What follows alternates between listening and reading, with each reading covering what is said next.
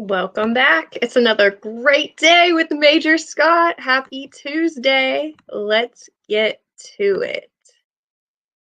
This is 6th grade English Language Arts, comparing and contrasting with me, Major Scott. It's day 2. We're going to continue to compare and contrast two texts on the same topic or theme. Just like yesterday, you'll need a pen or pencil and lined paper or the printed materials. In today's agenda, we're going to review that great work we did yesterday, look at some Apollo 11 examples before sending you on to do your independent practice. Go ahead and take a minute to get that out, and we'll go over it. Let's look at the answer key I provided from yesterday's work. Your brainstorm will be however you wrote it, as long as you answered each question, and especially the last question in a complete sentence or sentences in the your message box, you're good. Let's check the Venn diagram, because comparing and contrasting old information or what we already knew about our own home with new information or that new poem, Our House, was really our target for the day. So these are all going to be different because what we each brainstormed is different from one another. We have different homes and different environments. But some examples that could be different between your home and the house is maybe someone does or doesn't live with you that was or wasn't mentioned in the poem. For example, my dad doesn't live here with us. That's a difference.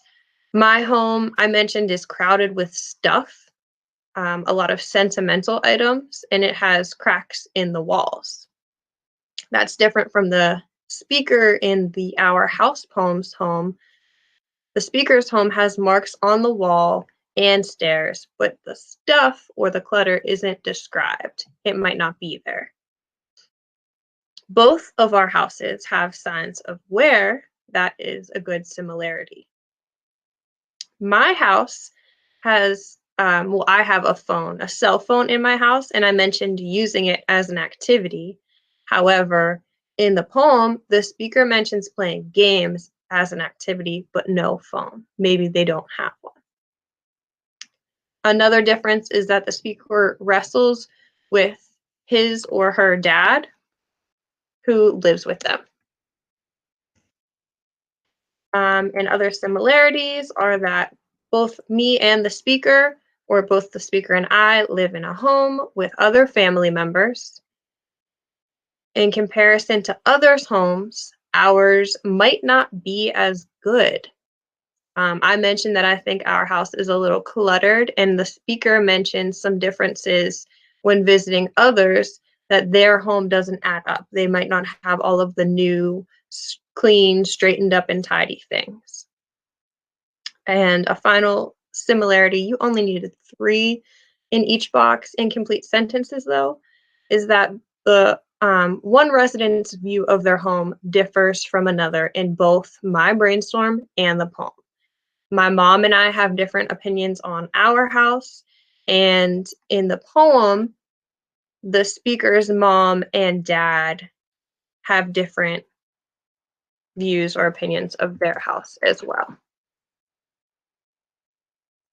And I can find all of those things in the poem. I have evidence of everything that I mentioned, either in the poem or my brainstorm, or both if it's a similarity.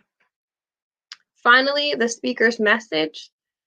There could be a lot of different answers for this as well, just like your Venn diagrams are going to have slightly different information on your end of the things.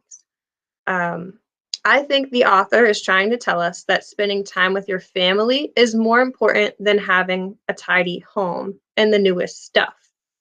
Now, if I just said that, it would be a good answer, but try to have a because and then evidence.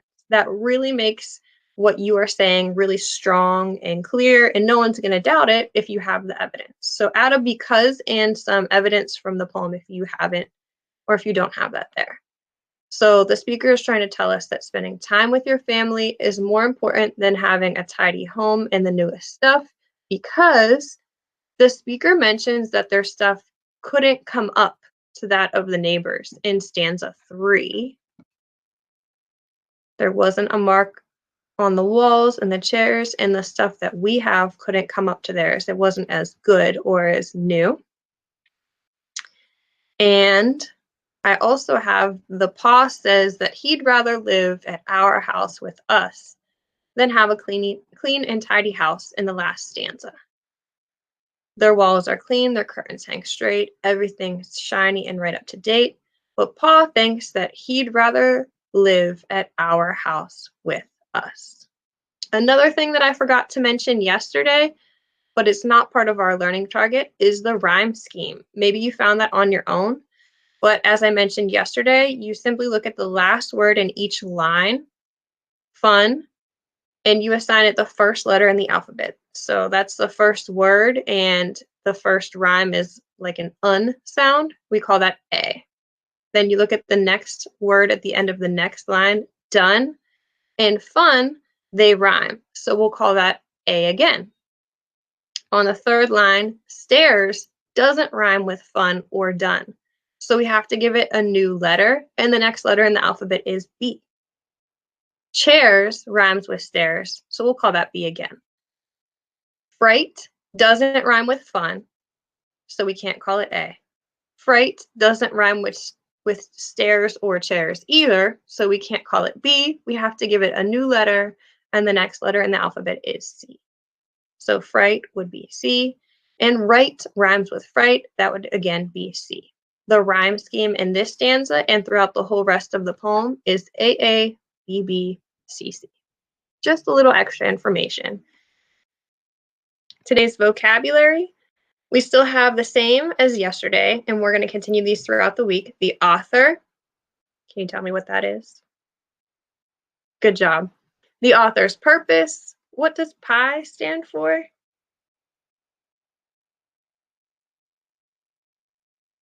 Good job. And the author's message. Can you tell me what that is? All right, we have some new vocabulary today. Our first word is biography.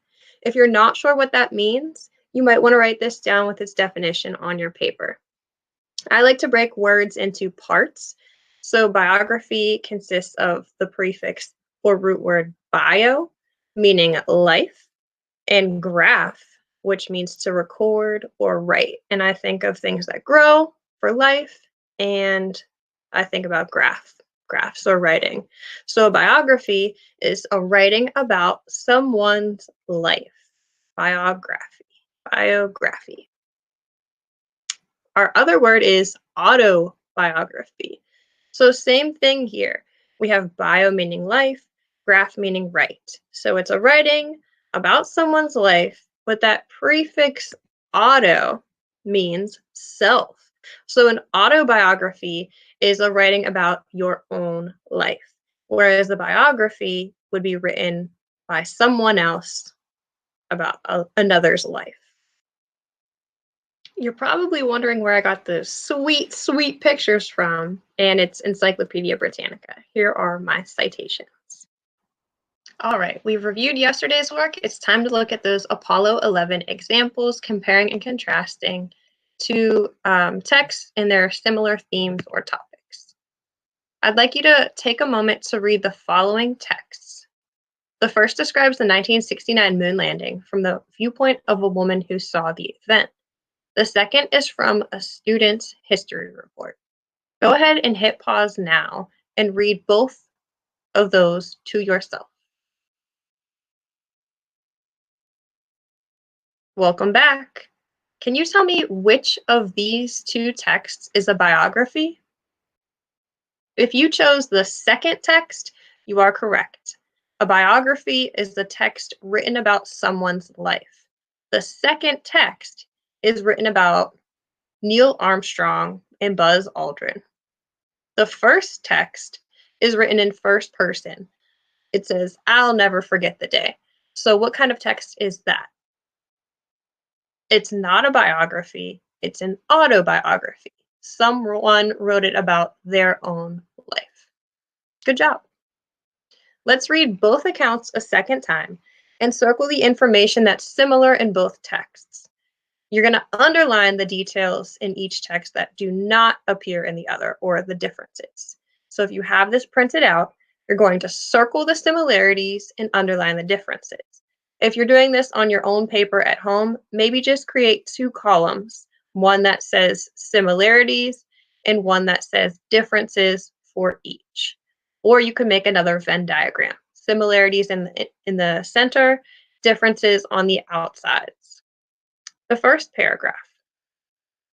I'll never forget the day that Apollo 11 landed on the moon. It was July 20th, 1969, and I had just turned 12.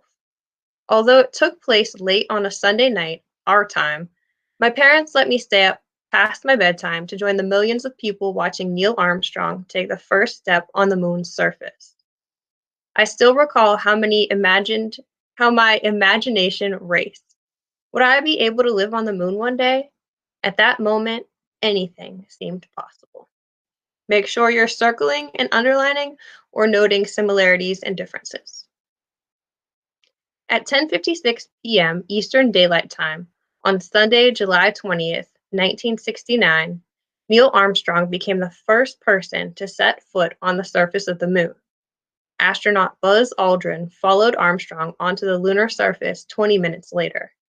These historic events were broadcast from the moon's surface and watched by perhaps the largest television audience ever, approximately 500 million people around the world. If you need more time to circle the similarities and underline differences or note them on your paper, press pause now. Here are some similarities you might have circled or noted. The dates, the day, how many people, and the astronauts who took steps on the moon's surface, specifically Neil Armstrong, is the one mentioned in both. Some differences are that the first paragraph, the author had just turned 12. He talks about his parents letting him stay up past his bedtime, and his imagination raced. In the second paragraph, astronaut Buzz Aldrin is also mentioned as following Armstrong onto the surface. There was a large television audience and 500 million people. Both texts discuss the same event, but each author wrote for a different purpose. The first author discusses her personal experience. The second author writes to inform readers. When reading different texts on the same topic, you can compare and contrast the author's purposes and points of view. This can help you understand why each author chose to include certain details and leave out others. We reviewed yesterday's work and we just looked at those Apollo 11 examples. I'm going to give you your independent practice for today, and then I'll leave you off with another reading and writing recommendation. So for your independent practice, I'd like you to read Born to Fly by Anne Randall. You can definitely read and answer the question below. And your second reading, which has you comparing and contrasting, I'd like you to read Earhart on Equality by Brian Vargas. I want you to fill out the Venn diagram either on the printout or on your own paper and answer that question at the bottom. Write 2 paragraphs comparing and contrasting the information between the first text, Born to Fly, and the second text, Earhart on Equality. After you complete that independent work, I suggest you read about another pioneer or an individual who was the first at something. You can research anybody. Maybe you have someone in mind, or maybe you have an activity in mind, and you're going to find out who did it first and more about them. For your writing, I think you should explain the similarities and differences between the pioneer you chose to read about and Amelia Earhart, since you've read so much about her in your independent practice. I'd love to see all of your work, so feel free to email me at mscott5@rvaschools.net, and I'll see you tomorrow.